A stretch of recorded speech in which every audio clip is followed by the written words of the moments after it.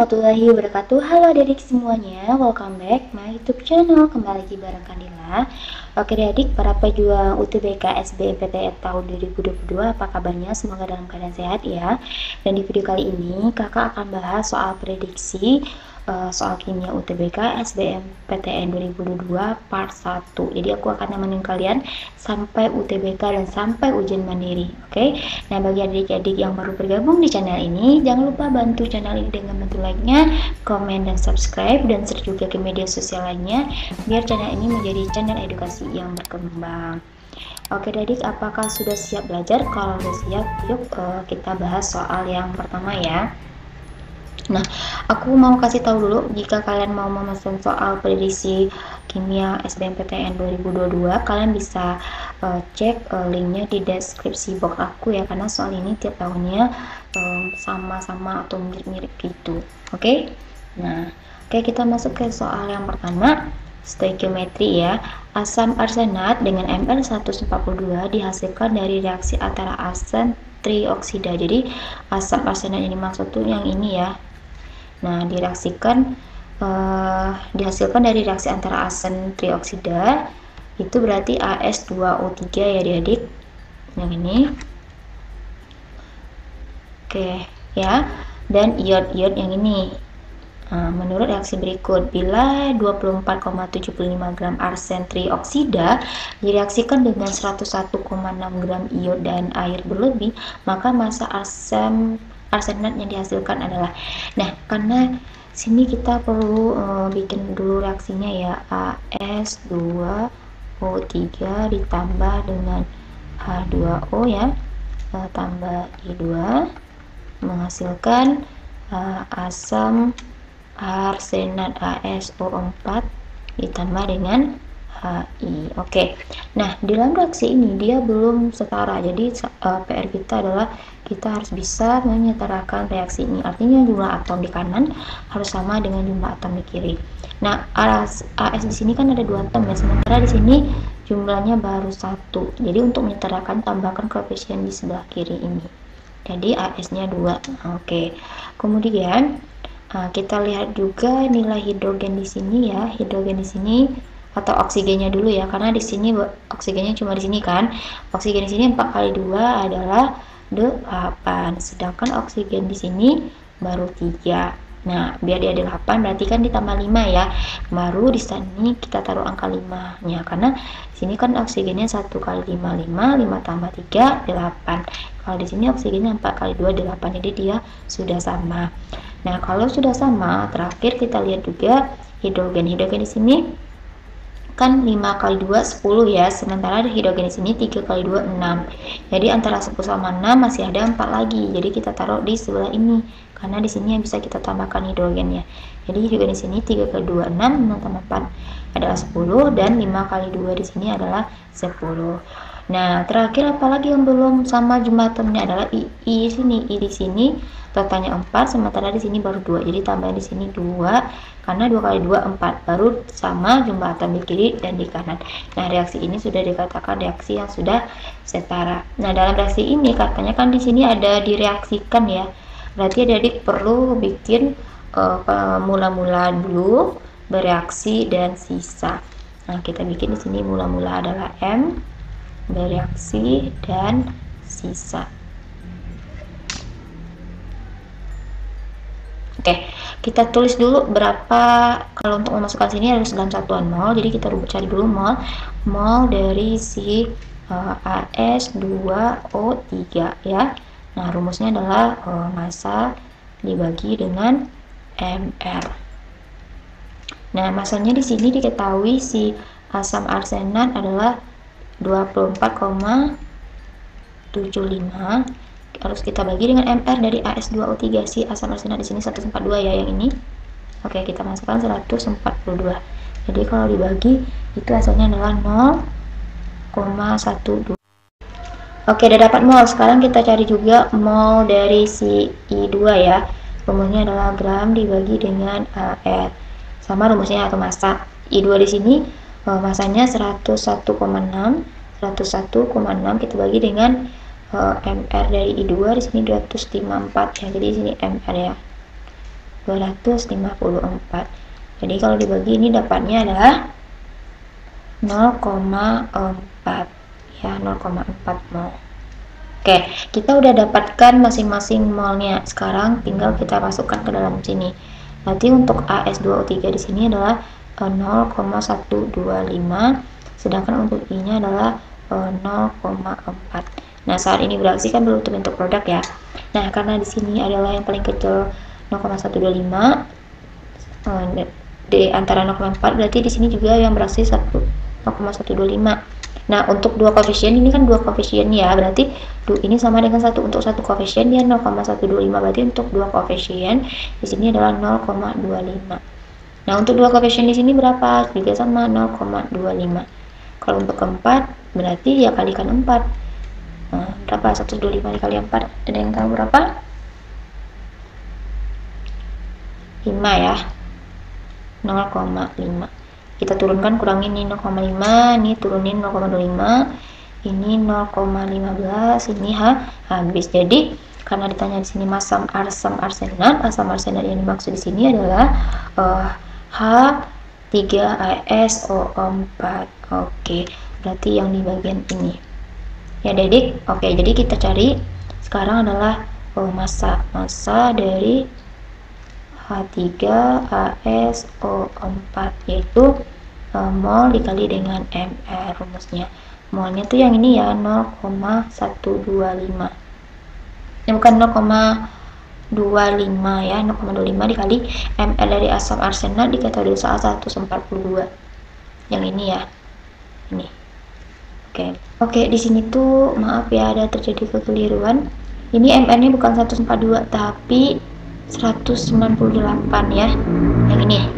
Tapi hasilnya tetap sama ya, maaf. Jadi dapatnya di sini si masanya adalah 35,5 gram. Oke, berarti jawaban yang benar adalah option B. Kayak gitu cara pencarinya. Pertama, setelah reaksi cari mol masing-masing, baru masukkan ke sini dan masukkan ke rumus yang ini. Nah, ini ya Dedek. Oke, kita next soal berikutnya. Nah, di sini ada asam hipoklorit HClO merupakan asam lemah, terdapat nilai Ka 2 kali 10 pangkat minus 8. Konsentrasi HClO yang terdapat dalam larutan NaClO 0,02 molaritas adalah. Nah, ini merupakan hidrolisis garam ya materinya. Kenapa hidrolisis garam? Karena ini merupakan reaksi asam dengan basa. Asamnya di sini adalah HClO, itu asam usahanya direaksikan dengan NaOH. Ya kan, kalau kita jabarkan ini H positif tambah ClO negatif. Kalau ini Na positif tambah dengan OH negatif adik-adik. Jadi kalau ini bereaksi dengan ini dan ini dengan ini, berarti dia menghasilkan NaClO tambah dengan H2O. Nah, HClO ini kan diketahui di sini ada Ka, berarti ini merupakan ciri-ciri dari asam lemah. Si NaOH merupakan ciri-ciri basa kuat karena tidak ada Kb, ya kan? Oke, jadi karena ini udah dalam bentuk garam, NaClO-nya terdapat 0,02 molaritas, jadi masukin aja ke rumus hidrolisis garam. Berarti karena di sini yang kuat adalah basa kuat, berarti kita di sini adalah OH negatif. Rumusnya Kw per Ka dikali dengan konsentrasi garamnya. Kalau ada valensi dikali dengan valensi. Lalu kita akarkan ya adik-adik. Jadi Kw-nya 10 pangkat minus 14 dibagi dengan K 2 kali 10 pangkat minus 8 dikali dengan konsentrasinya kan udah 0,02 ya. Gitu, kita akarkan. Oke, jadi ini sama dengan 10 pangkat minus 14 per 2 kali 10 pangkat min 8. Ini sama dengan 2 kali 10 pangkat min 2. Kalau coret 2 nya ya, berarti 10 pangkat min 14 tambah 10 pangkat min 2.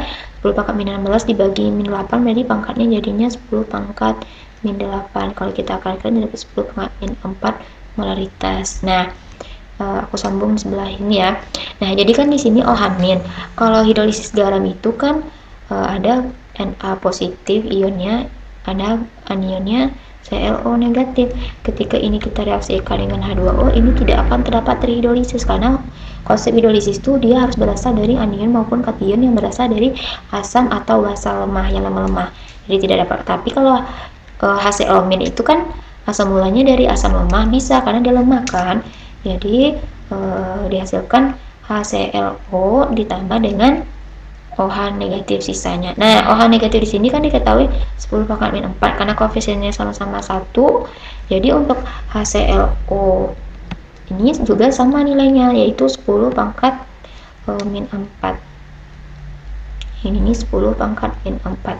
Jadi jawabannya adalah option D. Nah, kayak gitu cara mencarinya. Oke, adik bisa ya. Kita lanjut ke soal nomor 3. Nah, ini merupakan material terpenyangga ya. Di sini diketahui pH 6. Oke, kalau pH 6, maka perbandingan volume dari CH3COH dan volume NaOH, berarti dia menanyakan perbandingan volume asam lemah dengan basa kuatnya. Oke, jadi ini kita rubah dulu nih pH 6 kalau kita jadiin ke dalam bentuk konsentrasi ion H positif, ini sama dengan 10 pangkat min 6. Ya kan? Jadi kalau kita reaksikan CH3COOH ditambah dengan NaOH itu akan menghasilkan CH3COONa ditambah dengan H2O. Nah, karena reaksi di sini cuma diketahui molaritas saja, berarti kita anggap untuk mencari mol pertama dari CH3COOH kan rumusnya itu molaritas kali volume 1. Berarti molaritasnya 0,1 kali V1 sama dengan 0,1 V1. Nah, untuk mencari mol dari KOH ini adalah sama molaritas kali volume juga, 0,1 dikali V2 aja kita anggap ya biar berbeda volumenya. Berarti 0,1 V2. Jadi adik-adik masukkan di sini mula-mula bereaksi sisa ya, masukkan di sini 0,1 V1, 0,1 V2. Nah, ini kan belum terbentuk apa-apa ya. Nah, ingat kalau dia materinya adalah penyangga, yang bersisa adalah asam lemah sama garam gitu. Oke, garam. Jadi karena di sini adalah basa kuat, ini adalah asam lemah, ini adalah garam. Berarti di sini reaksi pembatasnya adalah si basa kuat tadi, yaitu 0,1 V2 di sini. Di sini juga 0,1 V2. Di sini juga 0,1 V2. Di sini juga 0,1 V2. Jadi kalau dikurangi 0,1 V1 kurang 0,1 V2, ini habis. Ini 0,1 V2, ini 0,1 V2. Jadi ini dong komponen penyangga itu ya, asam lemah dengan si garamnya. Jadi tinggal masukkan ke rumus, karena dia adalah penyangga bersifat asam, berarti H positif sama dengan rumusnya Ka dikali mol dari asam lemah dibagi dengan mol garam dikali dengan valensi. Nah, kan konsentrasi H positifnya 10 pangkat min 6 ya. Nah, jadi Ka nya diketahui di soal 1 kali 10 pangkat min 5 sama dengan 10 pangkat min 5 saja dikali 0,1 V1 dikurang 0,1 V2 per 0,1 V2. Nah, biar gampang, 10 pangkat min 6 dibagi dengan 10 pangkat min 5, ini kan sisa 10 pangkat min 1. Nah, kali silang aja 10 pangkat min 1 atau 0,1 kali dengan 0,1 V2 dapatnya 0,01 V2 sama dengan, nah ini tinggal kita salin 0,1 V1 kurang 0,1 V2. Samakan variabelnya 0,01 V2 dikurang dengan kalau ini tambah menjadi tambah, di sini yang kurang jadi positif, 0,1 V2 sama dengan 0,1 V1. Kalau kita tambahin berarti 0,11 V2 sama dengan 0,1 V1. Biar lebih sederhana sama-sama kita kali 100 aja ya. Jadi dapatnya 11 V2 dibanding 10 dari V1. Nah, kan kita mau mencari perbandingan V1 dengan V2, jadi kita jadiin aja V1 ya dibanding dengan V2 nya itu sama dengan 10 banding 11. Oke, kayak gitu cara mencarinya. Itu jawabannya benar adalah option D. Jadi rumus yang ada dipakai untuk penyangga itu adalah yang ini. Oke, nah gitu caranya ya. Nah, cari dulu nih yang awal tuh yang nih si berapa konsentrasi ion H positifnya. Kalau sudah, kita lanjut ke soal nomor 4. Nah, ini soal nomor 4 ya. Di sini diketahui Fn positif tambah Sc menghasilkan F tambah Sc3 positif. Nah, di sini kan diketahui bahwa 4,5 gram Sc. Jadi kita cari dulu deh molnya ya. Dimana-mana mol itu penting ya. Mol dari Sc adalah gram dibagi dengan AR. Gram Sc di sini 4,5 dibagi AR nya Sc 45, berarti dibagi dapatnya adalah 0,1. Sedangkan mol dari si Fn positif itu adalah karena di sini kita volume sama molaritas, berarti rumusnya molaritas kali volume. Jadi konsep mol itu banyak rumus ya, jadi nggak hanya gram per ml. Nanti aku kasih rumusnya nanti di akhir. Berarti di sini molaritasnya 0,2. Nah, karena di sini adalah dalam bentuk mililiter, jadi ke liter dapatnya 0,3 liter. 0,3 liter, sehingga dapatnya 0,06 mol satuannya. Dan kita udah dapat perbandingan antara molnya. Nah, biar lebih gampang, mol SC tadi banding mol Fn positif tadi kan di sini 0,1 banding 0,06 ya. Kita jadiin aja kali 100 ya, dapatnya 10 banding 6. Oke, berarti di sini dapat molnya 10 si SC ya. Di sini 10, di sini 6. Nah, perbandingan mol juga menyatakan perbandingan koefisien. Jadi di sini bisa kita bikin 6, di sini 10. Nah, karena di sini V-nya 6, di kanan juga 6. Karena SC-nya 10, di sini juga harus 10 jumlah atomnya. Nah, karena jumlah atom di kiri dan di kanan sudah sama, berarti sekarang kita samakan adalah muatannya lagi. Nah, di sini kan muatannya, di sini tuh muatannya positif 30 ya, karena 10 kali 3 30. Ini muatannya 0, ini muatannya juga 0. Ini karena unsur bebas ya. Kalau yang 10 tadi itu jumlah atomnya, jadi jangan disamakan jumlah atom gitu. Nah, di sini karena di sini muatan di kiri sama di kanan, di sini juga ada positif 30. Nah, jadi kalau positif 30, 30 bagian 6 adalah 5. Jadi jumlah N di sini adalah 5. Oke, jadi ini kan 5 kali 6 kan 30. Jadi muatan N di sini adalah 5. Maaf ya soalnya tercoret. Jadi jawabannya ini adalah yang I5. Bisa adik ya. Oke.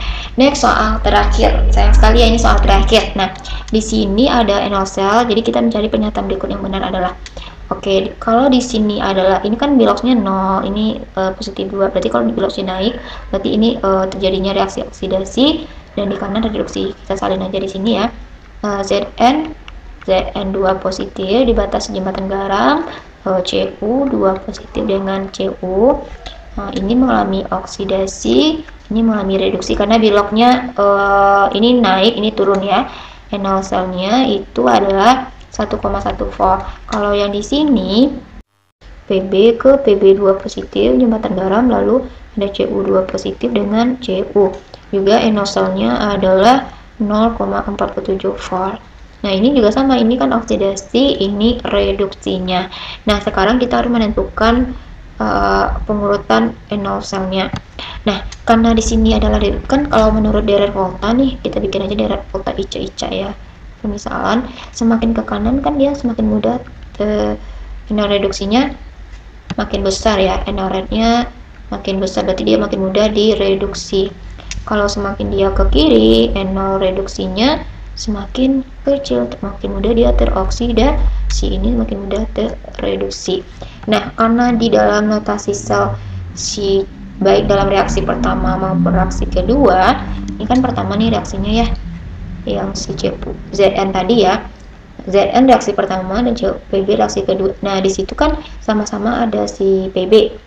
Nah, di sini reaksi pertama, ini reaksi kedua, kan sama-sama ada Cu ya. Nah, di sini kan reduksi, di reaksi nomor 2 juga reduksi, berarti si Cu itu berada di posisi yang paling kanan. Nah, sekarang kita cek si Zn sama Pb kan sama-sama oksidasi, tapi kita harus mengurutkan apakah Zn dulu atau Pb. Nah, kita melihat rentang nilai NO cell ini 1,1, sedangkan nomor 2 0,04, berarti kan rentang ini berarti jauh ya. Nah, kalau misalnya NO-nya besar, berarti Zn-nya berada posisi paling kiri kan, yang di sini. Karena kalau misalnya selisihnya kecil, berarti kan dia posisinya dekat tuh. Kalau posisinya jauh, berarti selisihnya besar. Oke, berarti di sini, berarti otomatis PP itu yang berada di tengah-tengah. Kayak gitu cara mencarinya. Oke, berarti nah jadi gini kan. Oke, berarti antara PB sama Cu itu kan selisih nilainya yang ini dengan ini 0,47, sedangkan selisih Zn yang di sini dengan si Cu selisihnya adalah 0,47. Jadi bisa kita bukan ya, PB sama Cu ya. Zn sama Cu maaf, di sini Zn sama Cu yang ini ya, 1,1 volt. Berarti kalau 1,1 otomatis yang jarak antara Zn sama Pb ini 0,63 gitu, ya kan?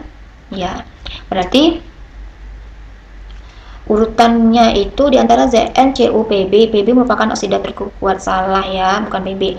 Kemudian Zn sama Pb ini selisihnya 0,0 volt, benar. Jadi jawabannya adalah si B. Gitu cara melihatnya. Nah, kemudian urutan daya reduksi bukan si Cu dulu, tapi si Zn yang paling besar. Ya, kita tulis saja di sini Zn dulu, baru Pb, baru Cu. Ya kan? Nah, jadi jawabannya adalah option B. Oke, dari sekian dulu video dari aku. Kalau kalian mau rekomendasi soal prediksi tahun 2002, itu udah ada bukunya yang bagian sini. Ya, tunggu 1000 skor kimianya. Kalian bisa order di Shopee. Ini stoknya terbatas. Kalau kalian mau silahkan cek kok sekarang ya. Dan kalau kalian ingin menanyakan soal-soal kimia, boleh DM aja ke Instagram aku. Kalau boleh aja DM ke Instagram aku. Dan kalau kalian mau prefer kimia dengan aku juga bisa ya. Pokoknya follow aja Instagram aku dan tanya aja di sini. Tanya aja di situ. Sekian video dari aku, semoga bermanfaat ya. Semangat terus menuju UTBK 2022-nya, jangan kendor ya, karena beribu orang sudah mempersiapkan UTBK dari sekarang. Sekian dulu videonya, semoga bermanfaat. Thanks for watching, see you. Sekian dulu video dari aku, thanks for watching, see you on the next video. Assalamualaikum warahmatullahi wabarakatuh. Dadah.